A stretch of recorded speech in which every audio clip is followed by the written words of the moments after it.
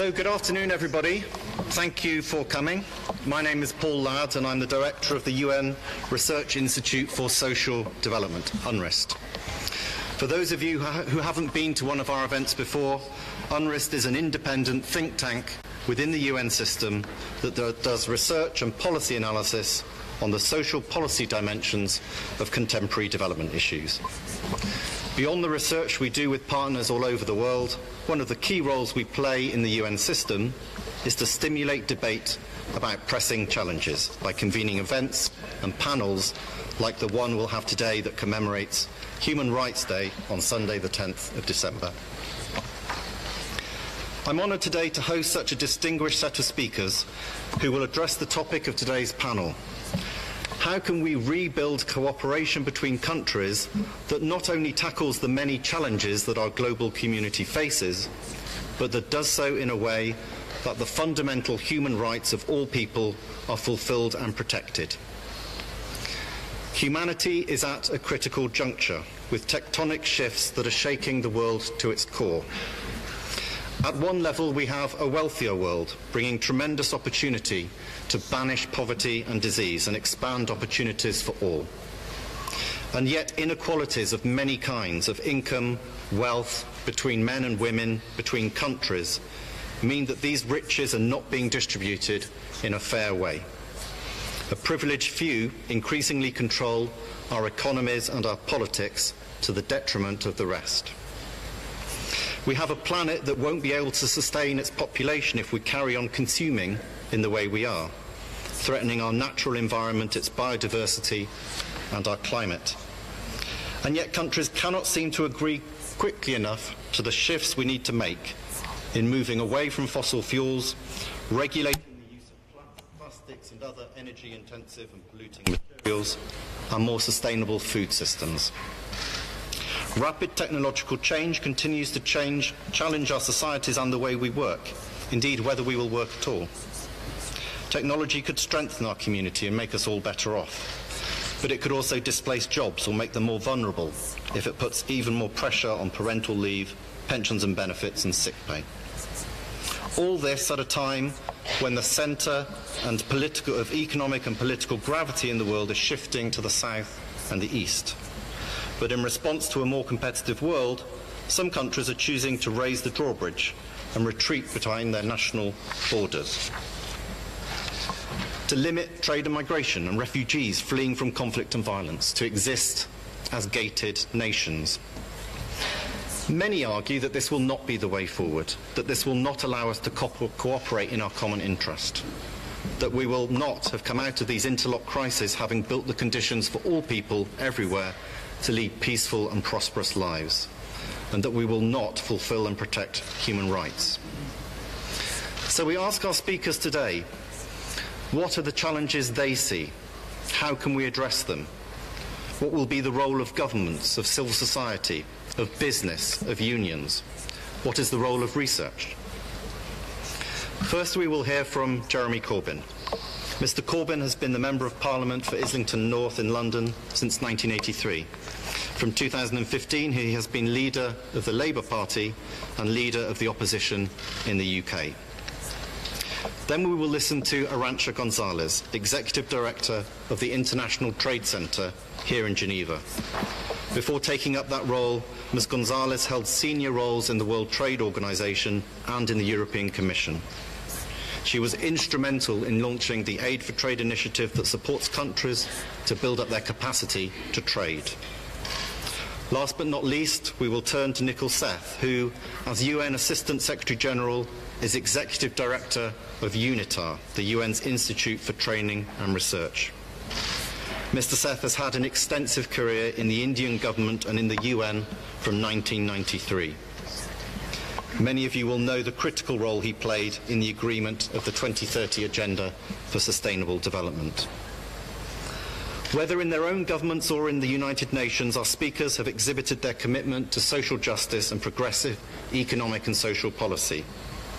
My job today is to moderate the discussion. We will hear from our speakers and then take questions from you, the audience. We want the questions to be on the topic of today's discussion: human rights-based multilateralism, in a post-neoliberal world. For the accredited journalists here who may have questions for Mr. Corbyn on other topics, we have a room available after the event where you can convene and converse with Mr. Corbyn. That room is behind this one, so please come to the front after the meeting has concluded. We have translation into French for those of you who would feel more comfortable listening in French, and I would like to thank the translators for their assistance in that. And now it's my great pleasure to introduce our first speaker, Jeremy Corbyn.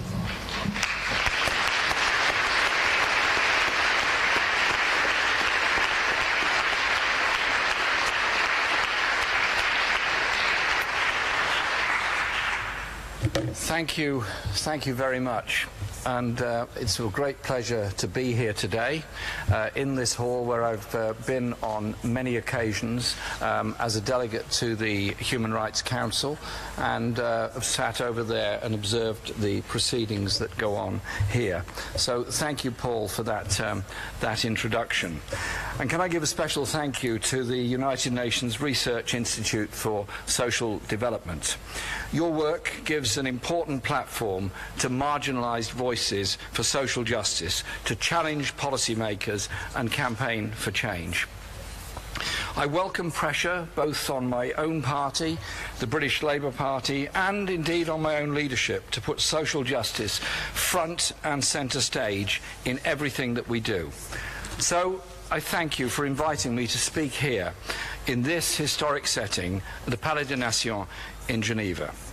A city that has been a place of refuge and philosophy since the time of Rousseau, and a place of refuge for many people since then. The headquarters before the Second World War of the ill-fated League of Nations, which now houses the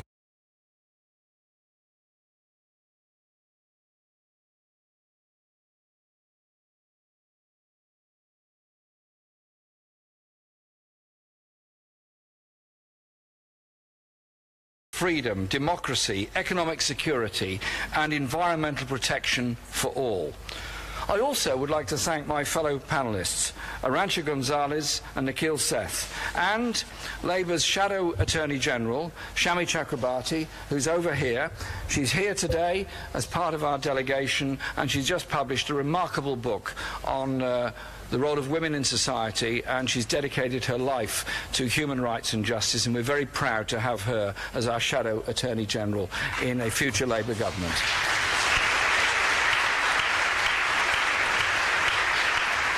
She was a truly remarkable campaigner as head of Liberty, and she is an enormous asset to the international movement for human rights and justice. And can I also thank all of you for being here today?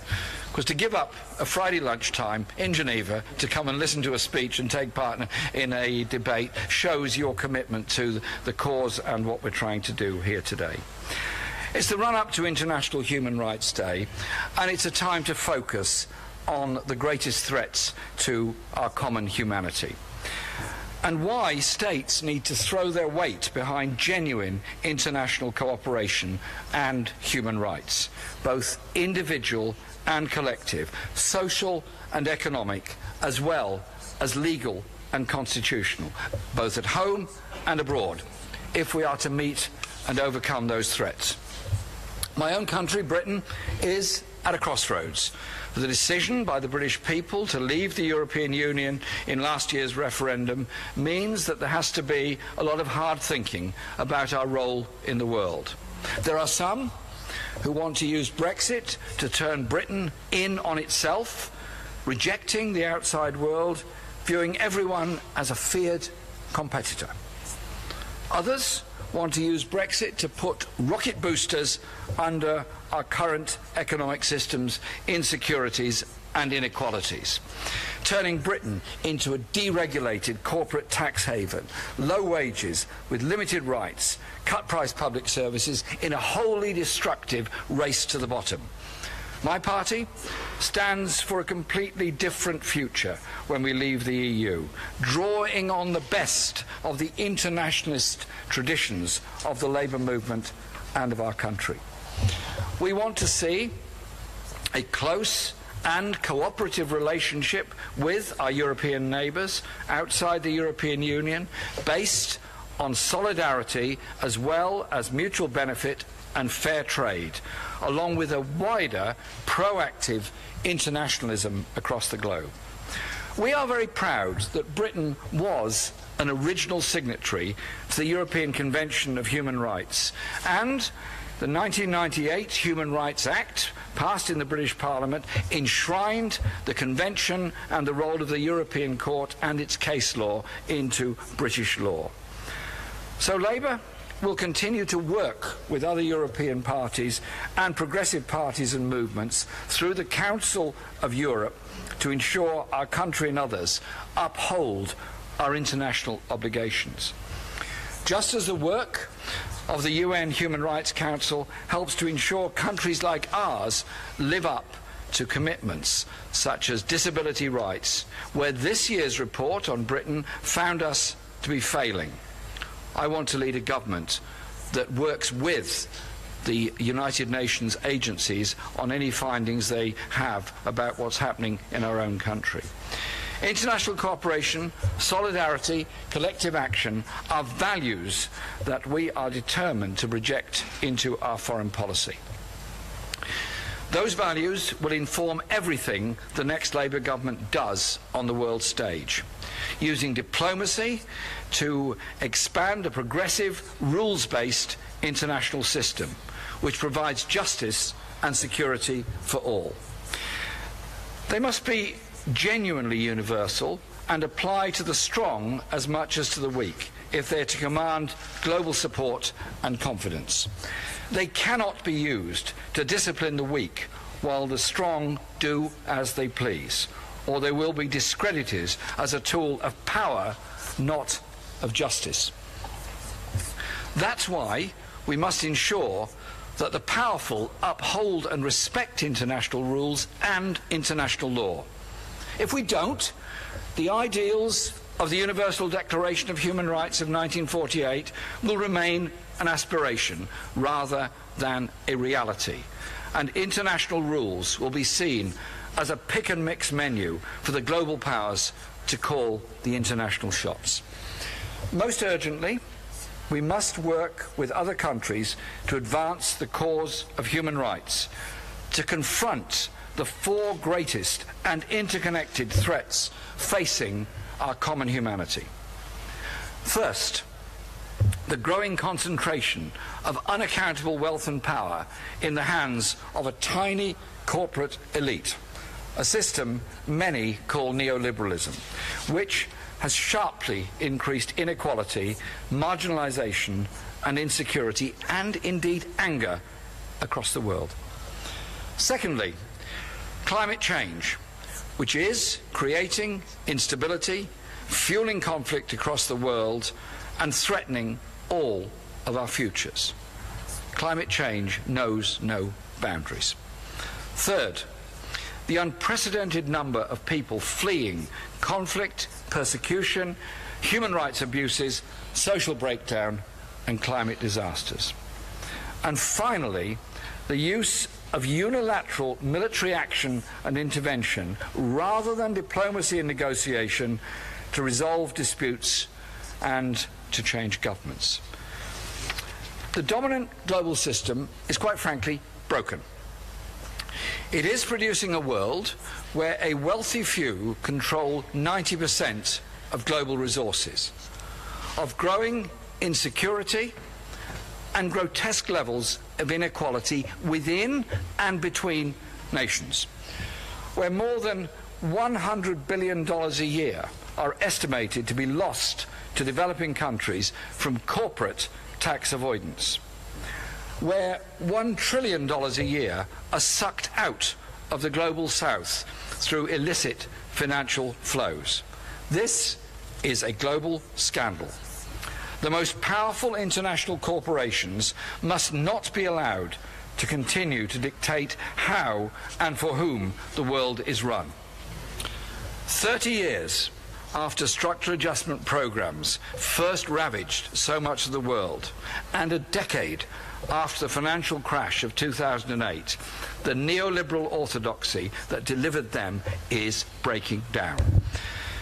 This moment A crisis of confidence in a bankrupt economic and social order presents us with a generational opportunity to build a new economic and social consensus which puts the interests of the majority first.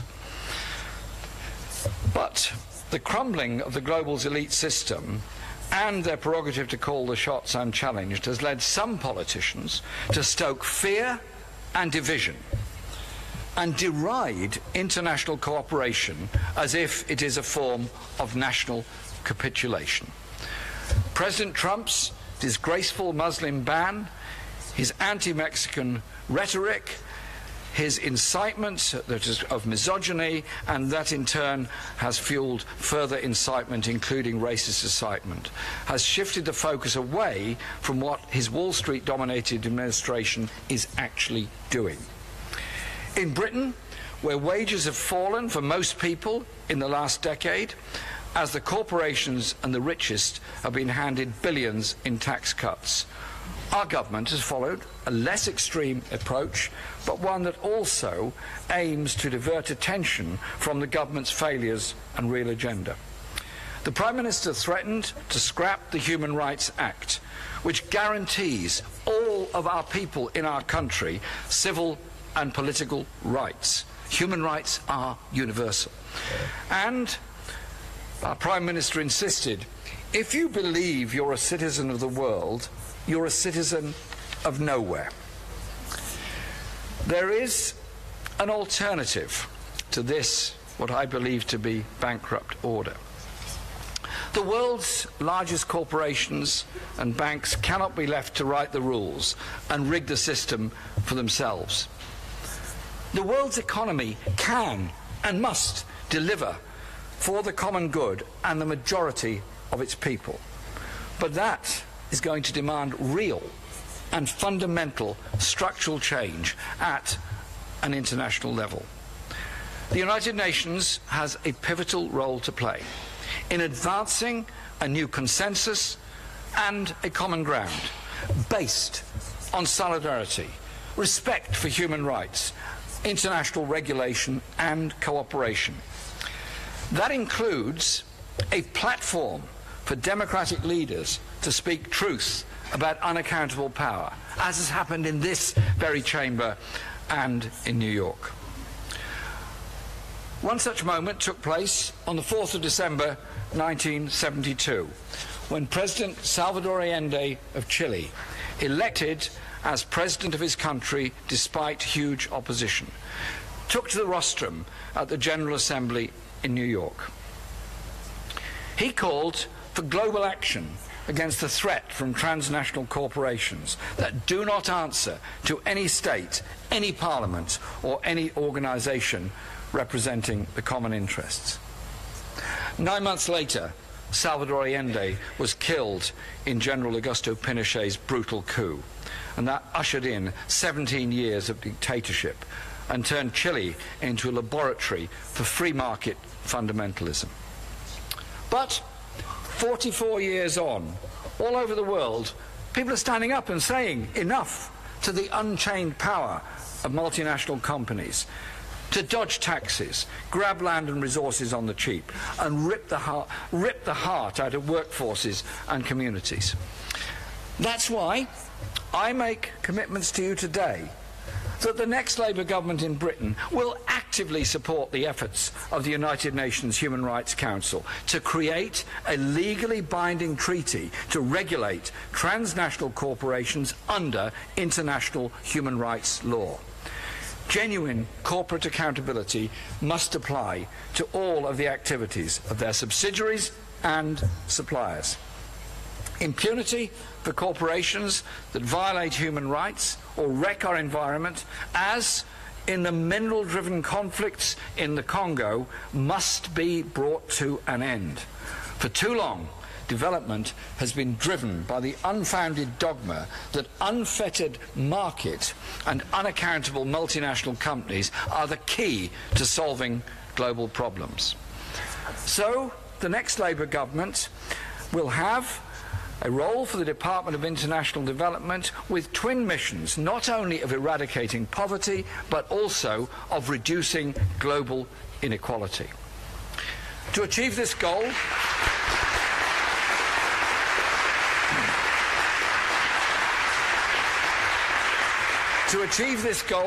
we must act against the global scandal of tax dodging and trade misinvoicing, robbing developing countries and draining resources from our own public services. In Africa alone, an estimated $35 billion is lost each year to tax dodging and $50 billion to illicit financial flows, vastly exceeding the $30 billion that enters the continent of Africa as aid. As the Paradise and Panama Papers have shown, the super-rich and the powerful cannot be trusted to regulate themselves. Multinational companies must be required to undertake country-by-country reporting, while countries in the global south need support now to keep hold of the billions that are actually being stolen from their people. So, the next Labour government will seek to work with tax authorities in developing countries such as Zambia with NORAD, the Norwegian aid agency, to help them stop the looting. Tomorrow is International Anti-Corruption Day. Corruption isn't something that just happens over there. Our government has played a central role in enabling the corruption that undermines democracy and violates human rights. It's a global issue that requires a global response. When people are kept in poverty, while politicians funnel public funds into tax haven, that is corruption. A Labour government will act decisively on tax havens, introducing strict standards of transparencies for crown dependencies and overseas territories, including a public register of owners, directors, major shareholders and beneficial owners for all companies and trusts. Climate change is the second great threat to our common humanity. Our planet is in jeopardy. Global warming is absolutely undeniable. The number of natural disasters has quadrupled since 1970. Hurricanes, like the ones that recently hit the Caribbean, are bigger. They're absorbing more moisture from warmer seas. And it's climate change that's warming the seas, mainly caused by emissions from the world's richer countries.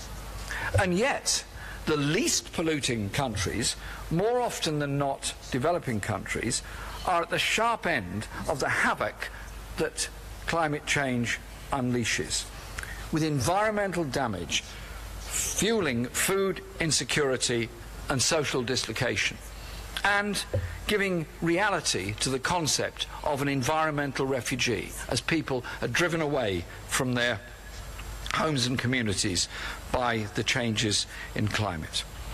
We must stand with them in solidarity. 2 months ago, I promised the Prime Minister of Antigua and Barbuda, Gaston Brown, that I would use this platform today to make this message clear. His islands have been ravaged by the hurricane. The international community must mobilise resources, and the world's biggest polluters shoulder the biggest burden.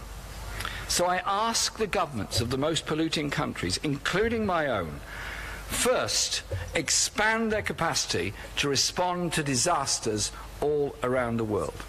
Our armed forces, some of the best trained and most highly skilled in the world, should be allowed and able to use their experience to respond even more to humanitarian emergencies. Italy is among those leading the way, with its navy becoming more versatile and more of a multi-force role. Second, to factor the costs of environmental degradation into financial forecasting, as we have pledged to do with Britain's Office of Budget Responsibility. Third, to stand firm behind the historic Paris Climate Change Accords. And finally, to take serious and urgent steps on debt relief and cancellation. We need to act as an international community against the injustice of countries trying to recover from a climate crisis they did not create while still struggling to pay international debts.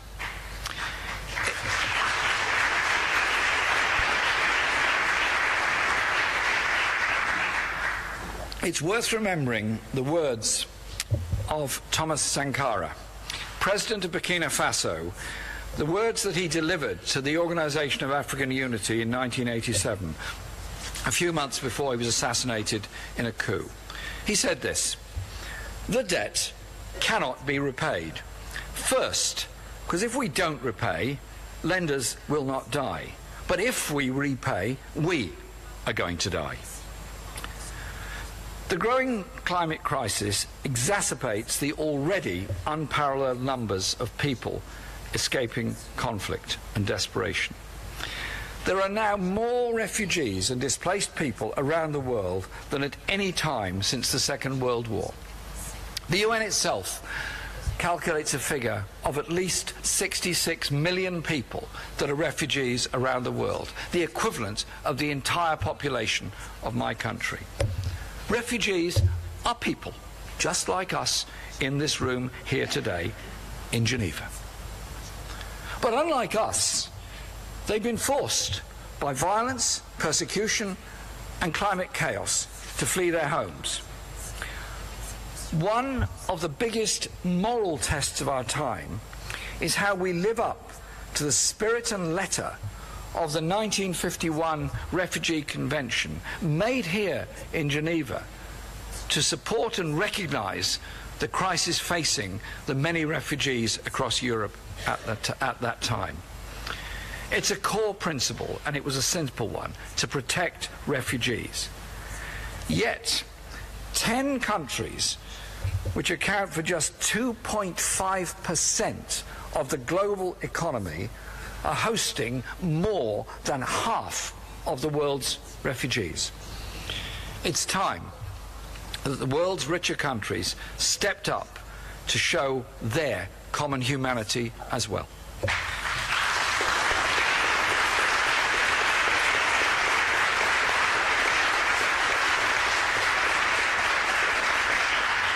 Failure means millions of Syrians internally displaced within their destroyed homeland, or refugees outside it.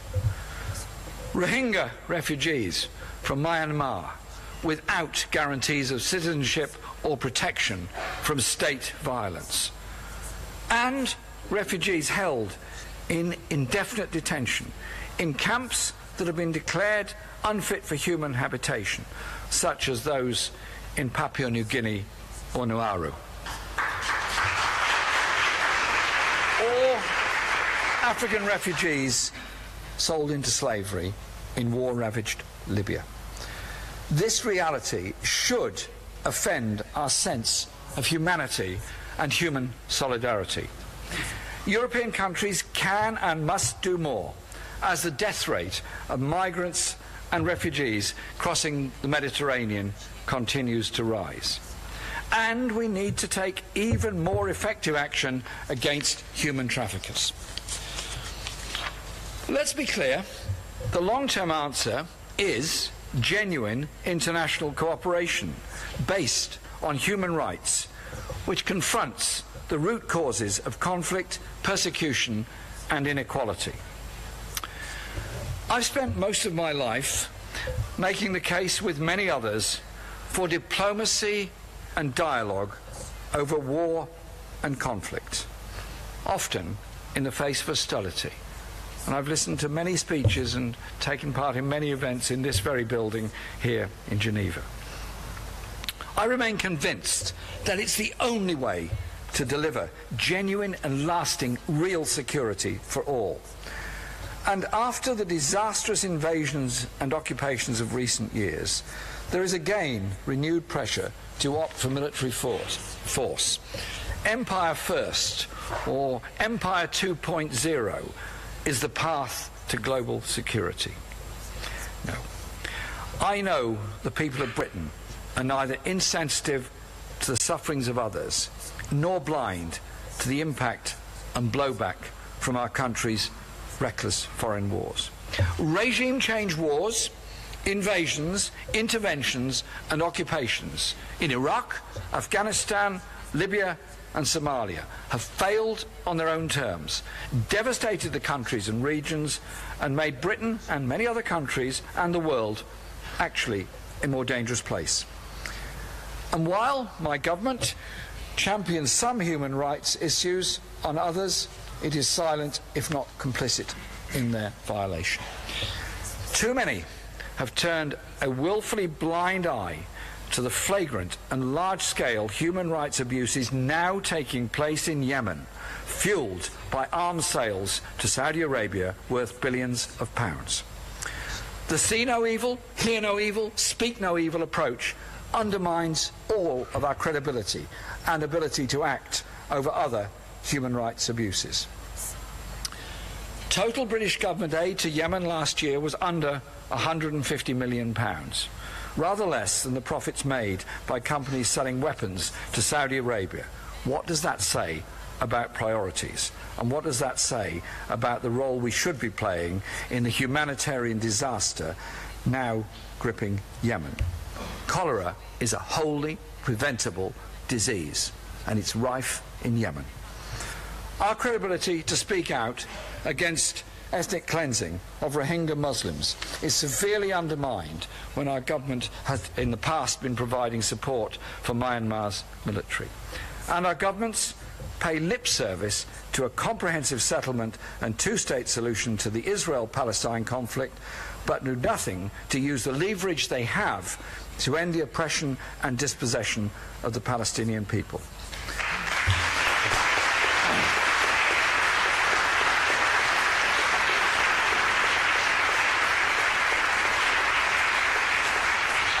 "70 years after the UN General Assembly voted to create a Palestinian state alongside what would then become the State of Israel, and half a century since Israel occupied the whole of historic Palestine, they should perhaps take a lead from Israeli peace campaigners such as Gush Shalom and Peace Now, and demand an end to the multiple human rights abuses Palestinians face on a daily basis, to the continued occupation and illegal settlements. These are violations of international law and are a barrier to peace. The US President's announcement that his administration will recognise Jerusalem as Israel's capital, including occupied Palestinian territory, is a threat to peace and has rightly been met with overwhelming international condemnation, including, I'm pleased to say, by the entirety of the European Union. The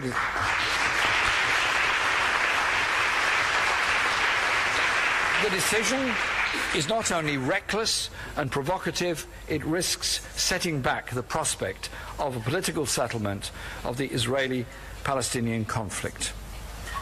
President Trump's speech to the United Nations General Assembly in September signalled a wider threat to peace. His attack on multilateralism, human rights and international law should deeply trouble us all.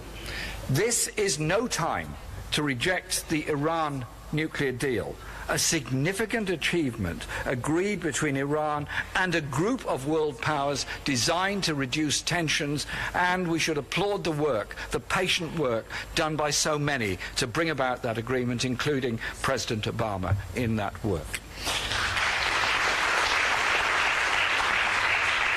That threatens not just the Middle East, but also the Korean Peninsula. What incentives are there for Pyongyang to believe disarmament will bring benefits when the US dumps a nuclear agreement with Tehran? Trump and Kim Jong-un threaten a terrifying nuclear confrontation with their absurd and bellicose insults of each other. In common with almost the whole of humanity, I simply say this to the two leaders: this is not a game. Step back from the brink now and talk to each other.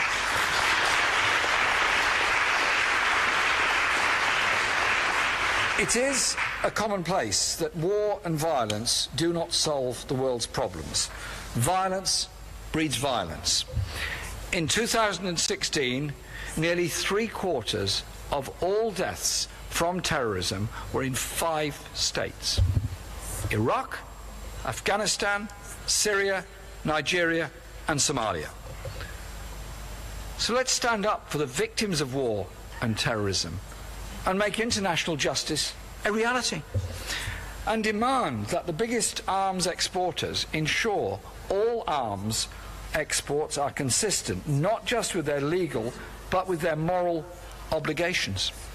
That means no more arms export licenses when there is a clear risk they will be used to commit human rights abuses, crimes against humanity or internal repression. Britain is one of the world's largest arms exporters, so we must live up to our international obligations and explore ways to convert arms production into other socially useful, high-skill, high-tech industrial products that the world is crying out for and actually needs. Which is why I really do welcome, the recent bipartisan United States House of Representatives resolution, which does 2 unprecedented things. First, it acknowledges the US role in the destruction of Yemen, including the mid-air refuelling of the Saudi-led coalition planes, essential to their bombing campaign, and helping them in selecting targets. Second, it makes it plain that the US Congress has not authorized this military involvement. Yemen is a desperate humanitarian catastrophe. Starving and dying children from wholly preventable conditions and diseases deserve our support, our attention and our aid. The weight of international community opinion needs to be brought to bear on those supporting the war in Yemen, including our own governments, to meet our legal and our moral obligations on arms sales and to negotiate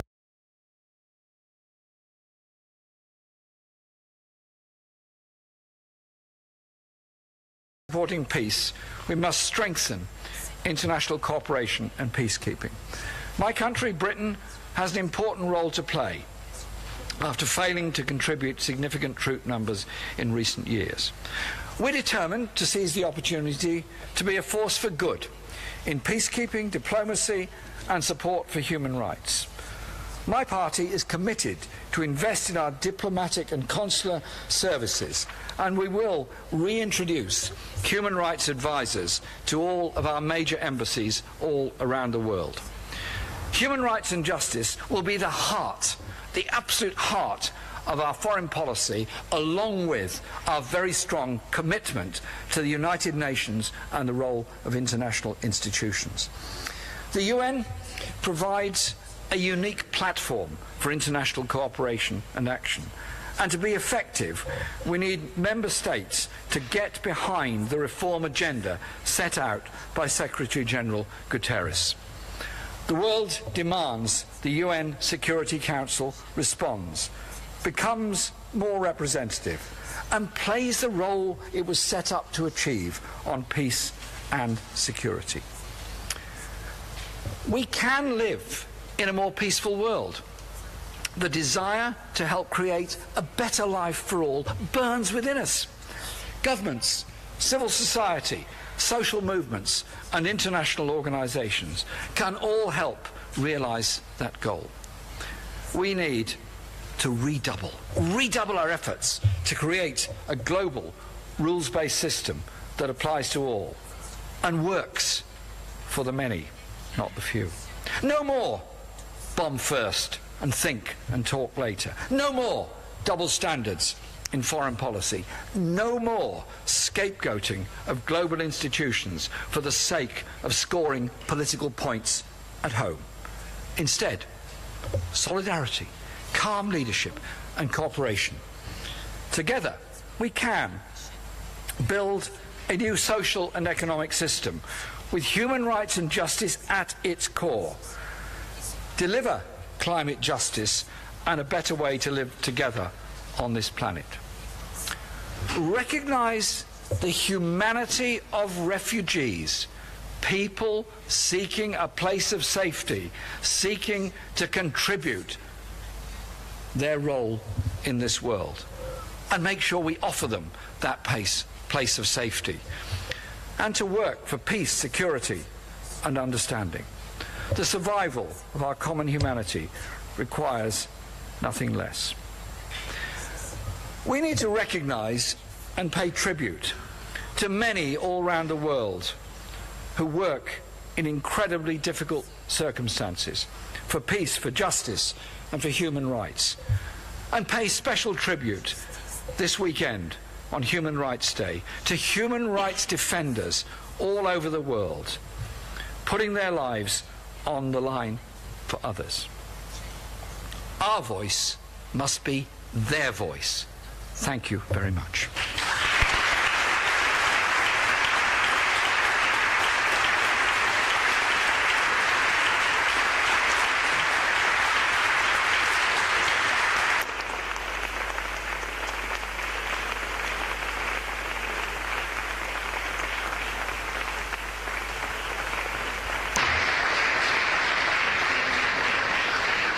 Thank you, Mr. Corbyn, for that wide-ranging defence of human rights and multilateralism. And now we're going to turn to our second speaker.